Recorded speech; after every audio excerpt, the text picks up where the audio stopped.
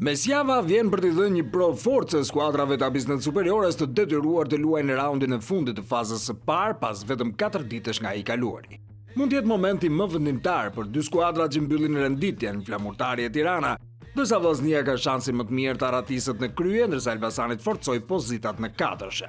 Moriero po kalon ditë vështira në Vlorë me 2 humbje radhazi që kur ka marrë detyrën. Vlonjatët e pretendimeve të mëdha nuk kanë ende asnjë fitore në 8 ndeshje dhe tani vizitor mbërrin kryesuesit e Vllaznisë. Skuadra e Martinit kërkon të krijojë një distancë më të madhe me ndjekësit dhe vjen nga 4 fitore radhazi, gjë që i bën kuqeblut favoritët të mëdhej. Në kryeqytet Tirana e parafundit ka të njëjtat vështirësi me Flamurtarin, me Bordin që nga derbi nuk është se po sheh më dritë në fund të tunelit. Italiani ka humbur klasiken, por tani duhet të mposhtë Elbasanin për të mos e futur veten në të lashe më të mëdha. Me 6 pikë për bardheblut nuk ka alternativë tjetër përveç fitores, ndërsa Gvozdenovic, pasi ndërpreu 2 humbje të radhazi me suksesin ndaj Bylis, kërkon vazhdimsi në një transfer delikate. Verdheblut ndajnë vendin me Teutën e Dinamon, por ndjekin e Gnatian që ka 1 pikë më shumë dhe nuk duan të dështojnë për të dytin vit të radhazi në objektivin e tyre për të qenë në Final Four.